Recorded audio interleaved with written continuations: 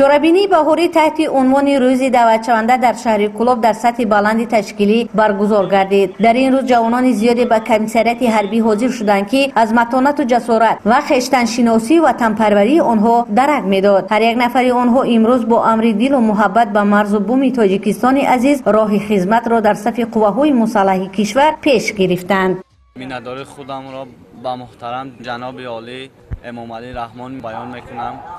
و میخواهم که همه وقت در بر ما باشد و ما جوانمردان باید خدمت مادر وطن را ادا نموده. به هر یک جوانمرد تاجیک گفتنی هم که به خدمت مادر وطن رفته خدمت نموده وطنمان را نامبردار شوند.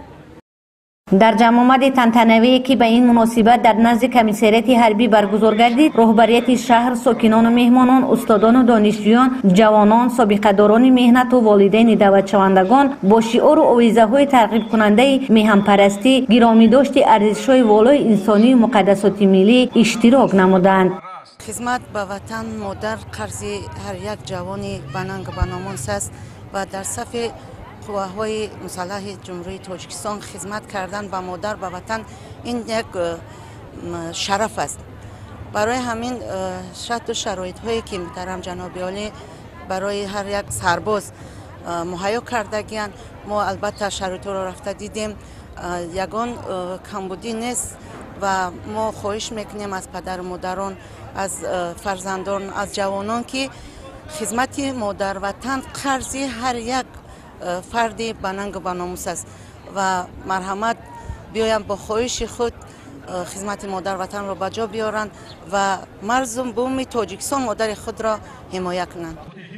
برآمد کنندگان ابراز داشتند که اساسگزار صلح و وحدت ملی پیشوای ملت پرزیدنت جمهوری تاجیکستان محترم امام علی رحمان در هر یک برآمد خود تاکید می نمایند که وقتی ما وطن و وطن دوستی می گوییم پیش از همه محافظت وطن یک پارچگی مرز و بوم آن را در نظر داریم و خوشبختانه امروز قواهای مسلح جمهوری تاجیکستان با تشبث، دستگیری، غمخواری های همه روزه و مهنت شبانه روزی سرفرمانده عالی قواهای مسلح جمهوری تاجیکستان ژنرال ارتش محترم امام علی رحمان در یک مدت کوتاه تاریخی به یک ساختار استوار با اعتماد تبدیل یافته به وطن و خلق خود صادقانه خدمت کرده ایستاده است. قابل قید است که جوانان با ننگ و ناموس تاجیک امروزها خوب درک کردند که خدمت به وطن قرض مقدس فرزندی و رسالت مردانگی است. نسل جوان در صف قواهای مسلح مملکت خدمت نموده، درس شجاعت و مردانگی آموخته برای حفظ مرز و بوم وطن کمر همت می‌بندند. خدمت حربی نشانی روشن احساس وطن دوستی، درک ضرورت و اهمیت حمایت منفعت‌های دولت و ملت و خلق تاجیکستان می باشد. در ادامه چورابینی قبل از گسیل دعوتشوندگان در شهر کلوب برنامه رنگین فرهنگی اهل صنعتکاران با سرود و ترانه‌های دلشوق و وطن دوستانه پیشکش دعوتشوندگان گردید که به این چورابینی حسن و تراوت دیگر بخشید. خیرنسا مرادزاده، محمدی میرزا، شهر کلوب،